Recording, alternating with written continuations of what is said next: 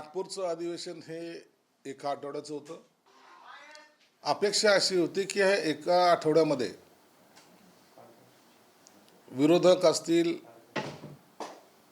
ते आक्रमक होतील, काहीतरी जनतेचे प्रश्न मांडतील, परंतु तसं कुठेही दिसून आलेलं नाही. हे आपण स्वतः पाहिलेलं आहे.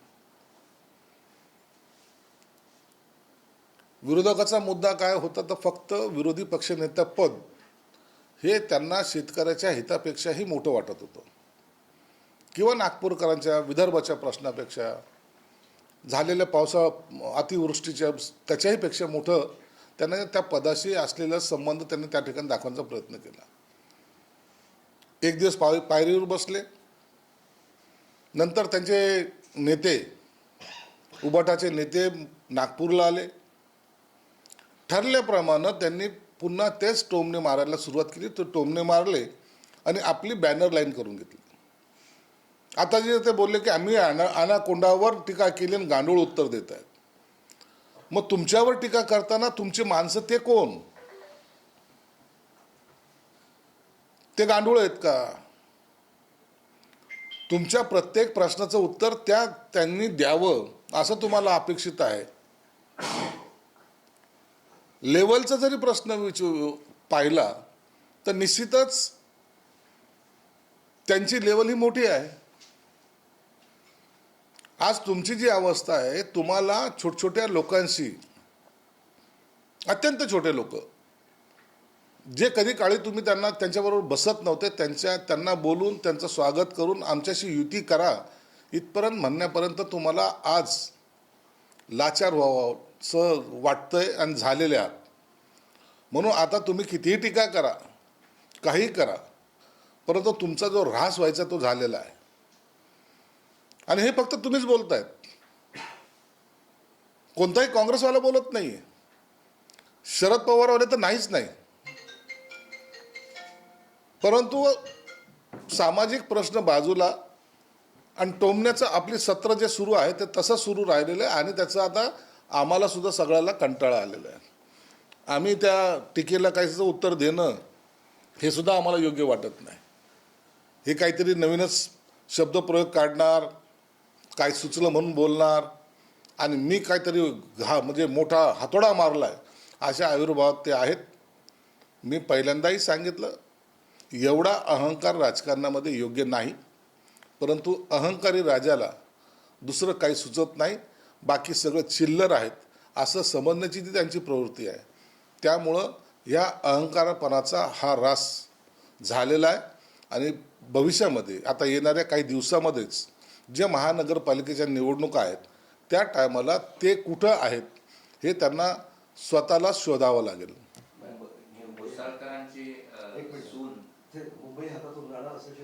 शंभर टक्के जाणार मुंबई हातातून. मुंबई हातात कशी राहणार? तुमच्याकडे कार्यकर्ते राहिलेले नाहीत, तुम्ही आजही कुणाला भेटत नाहीत, आजही त्या कार्यकर्त्याला बळ देत नाहीत. कार्यकर्ता कसे निवडणूक लढवणार? आता आम्ही जे उठाव केला तर आमच्याकडे जवळपास 55 ते 57 नगरसेवक हे आमच्या बरोबर आहेत असलेल्यापैकी. आणि म्हणून आता त्यांना निवडणुकीमध्ये उमेदवाराची शोधाशोध पासून ही तयारी करावी लागणार.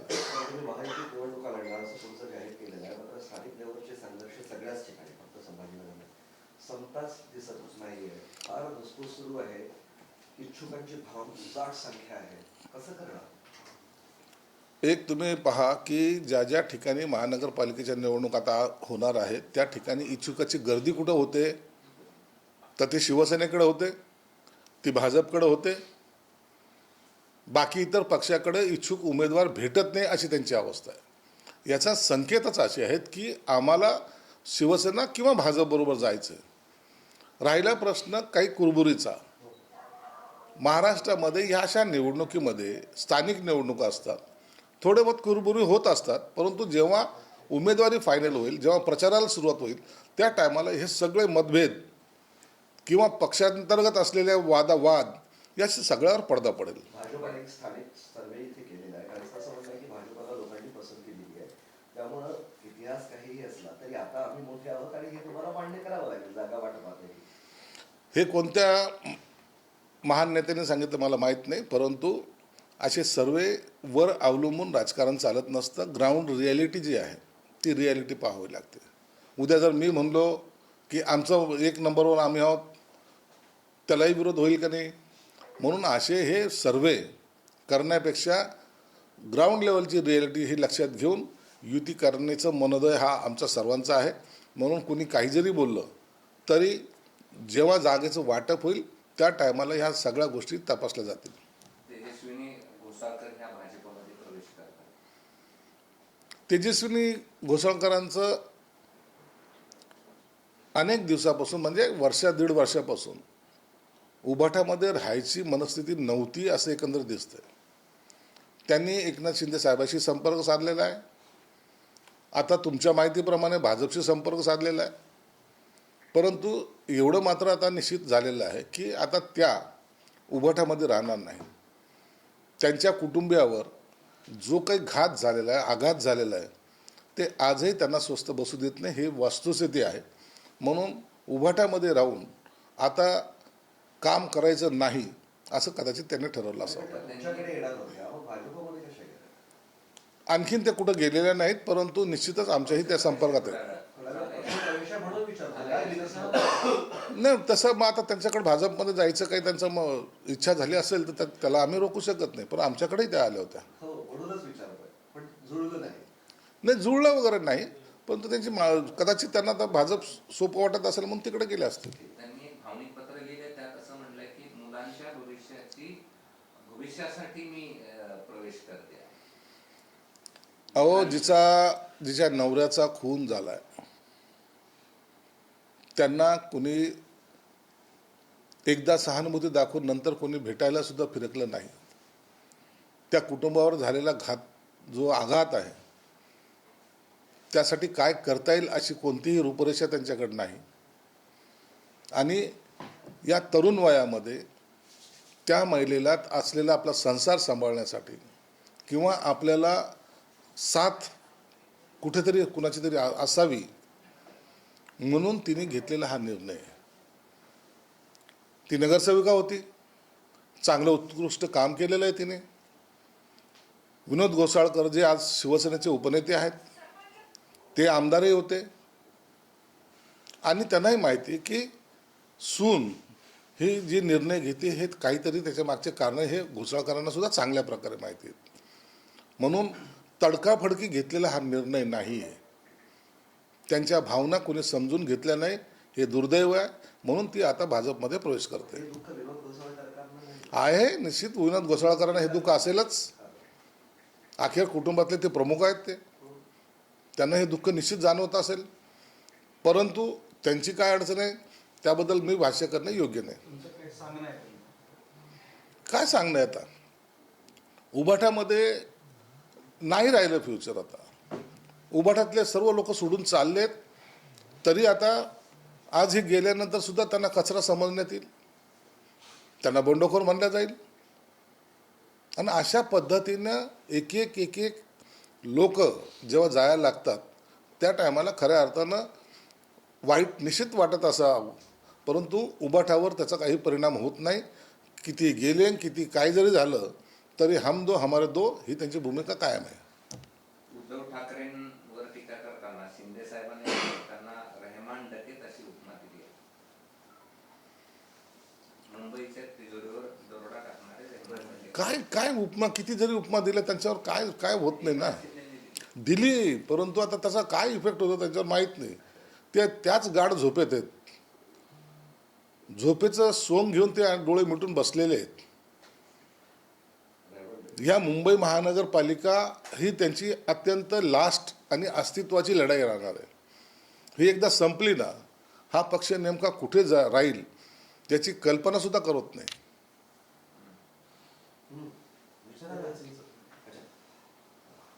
ते दिग्विजय पाटील पुणे जमीन गैरव्यवहार प्रकरणात हजरच होत नाहीये. 3 वेळा नोटीस दिली, 4 वेळा नोटीस दिली. सरकार वाचवतंय काय? नक्की सुरू काय? दिग्विजय पाटीलचं काही सामान्य माणूस चौकशीला येत नाही. त्याच्याबद्दलचं मला कल्पना नाही, परंतु या प्रकरणामध्ये चौकशी ही परिपूर्ण केल्या जाईल आणि आरोपीला शिक्षा होईल असं स्वतः मुख्यमंत्र्यांनी जेव्हा जाहीरपणे स्टेटमेंट केलेलं आहे तर त्या पद्धतीने ते पावलं टाकतील. आज उद्या घोषणा होण्याची शक्यता आहे एकाच टप्प्यात सगळ्या महानगरपालिका होण्याची शक्यता आहे. तयारी पक्षाची आपण आहे का? आहे. सर्वच पक्षाची निवडणुकीची तयारी झालेली आहे. निवडणुका कधी लागतील फक्त डेट डिक्लेअर करण्याची निवडणूक आयोगाकडून जे होणार आहे त्याची वाट पाहतोय आम्ही सर्वजण. निवडणुका या अत्यंत ताकदीने लढल्या जातील. ही कार्यकर्त्याची निवडणूक आहे. कार्यकर्तासुद्धा 7-8 वर्षाच्या प्रतीक्षेनंतर आज या निवडणुकीला सामोरं जातोय. त्यालाही वाटतं की आपण आपल्या भागामध्ये एक लोकप्रतिनिधी म्हणून काम करावं.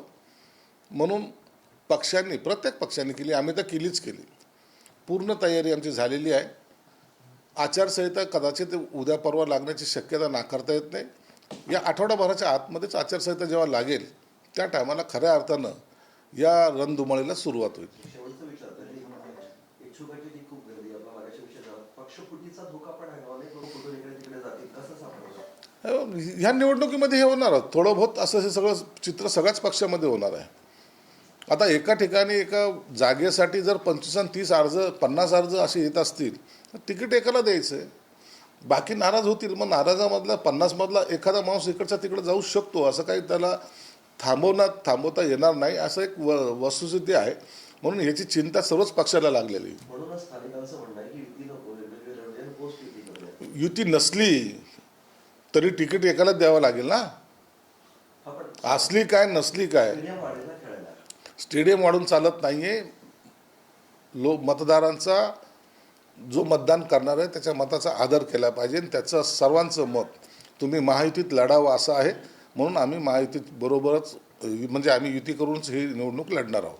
19 डिसेंबरला देशाच्या राजकारणात मोठी घडामोड घडणार असल्याचा दावा काँग्रेसचे ज्येष्ठ नेते पृथ्वीराज चव्हाण यांनी केला आहे. तर एकनाथ शिंदे पुन्हा मुख्यमंत्री होतील असं वक्तव्य प्रकाश आंबेडकर यांनी केलं. पृथ्वीराज चव्हाणांनी, ते काँग्रेसचे ज्येष्ठ नेते आहेत, पंतप्रधानांचे सल्लागार राहिलेले आहेत आणि त्यांचा प्रदीर्घ राजकीय अनुभव आहे. परंतु हे नवीन रूप आम्ही त्यांचं पहिल्यांदा पाहतोय. आजकाल तेही ज्योतिषसारखं भविष्य सांगायला सुरुवात त्यांनी केलेलं आहे. मला वाटतं अशा ज्या काही घडामोडी असतात त्या सहजासहजी लीक होत नाहीत, कुणाला माहीत नसतात.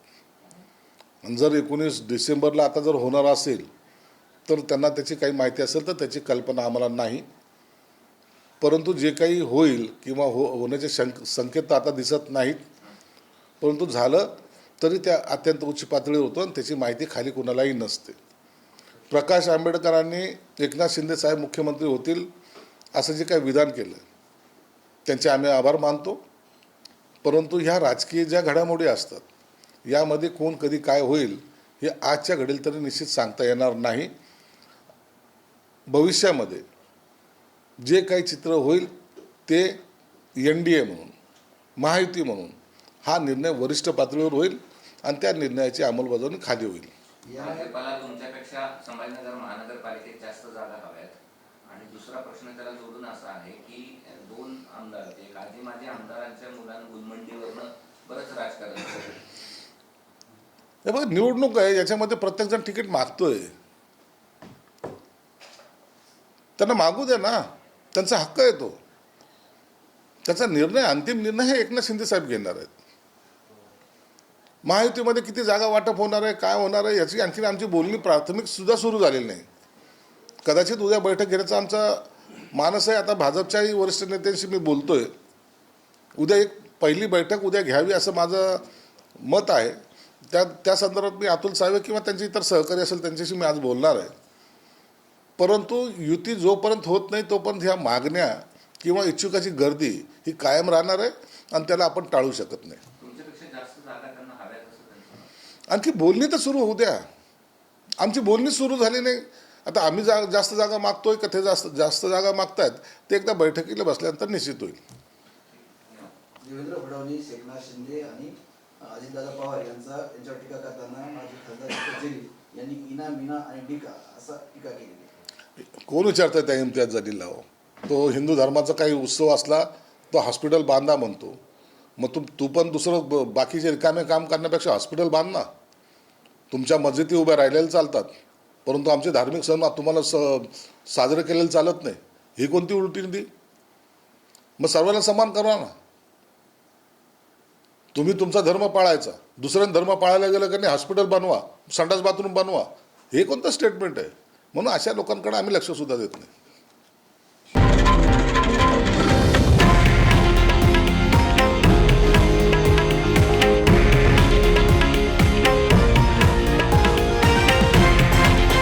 हे आहे देशातील नंबर 1 न्यूज नेटवर्क आणि आपण पाहत आहात TV9 मराठी, एकमेव.